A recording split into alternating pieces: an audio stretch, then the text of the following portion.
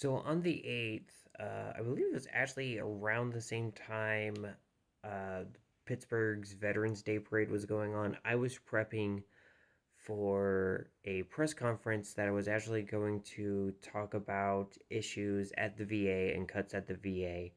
And thankfully, Common Defense has recorded that, so I'm actually going to share that right now. And I'm just looking for the same respects other veterans get in this medical field. My name is Raven Greer. I'm a United States Navy veteran. I'm a survivor of military sexual trauma, and I'm a proud and open trans veteran. So the VA has been slowly chipping away care for minority veterans under the guise of DEI cuts, and is slowly affecting veterans who are not just minorities. It's a stepping stone, unfortunately, to greater cuts. We've seen it first with trans veterans like myself, who, fortunate for me, I'm lucky enough to actually squeak by the cutoff and retain my care.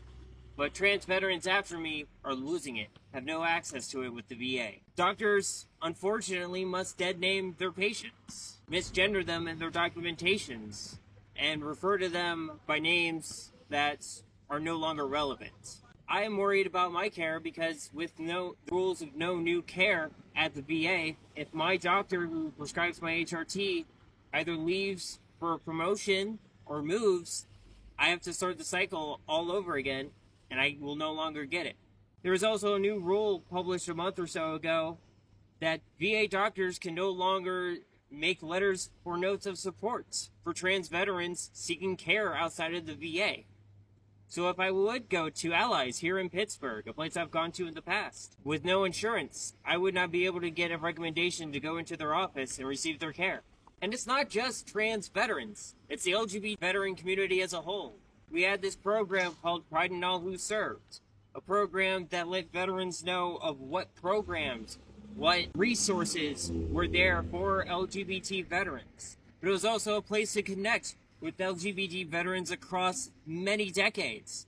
I've talked to LGBT veterans from the Don't Ask, Don't Tell era. I've talked to some from World War II with the Lavender Panic Scare.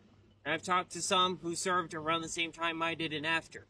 And this is just the first set of chips. It is now getting into women's reproductive health. Any parent who needs an abortion, the rules are stricter again. Doug Collins and Donald Trump have rolled back the Biden-era reproductive rights of veterans. Before, it was if there was going to be a high chance of fatality either for the baby or the parents. Now, the risk is higher because now it has to be 100% fatal to either the baby or the parents.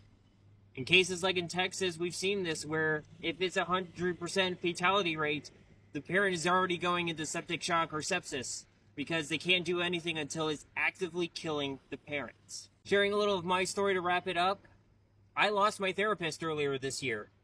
I'm lucky I took the time to research and find someone else to actually help me. The reason why it was a struggle for me is because my orientation when I served was a justification for the people who attacked me to do what they did. And that is intrinsically tied in to my PTSD. I'm not looking for any special treatment.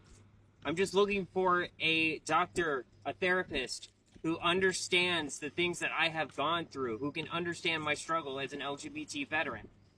And I'm just looking for the same respects other veterans get in this medical field.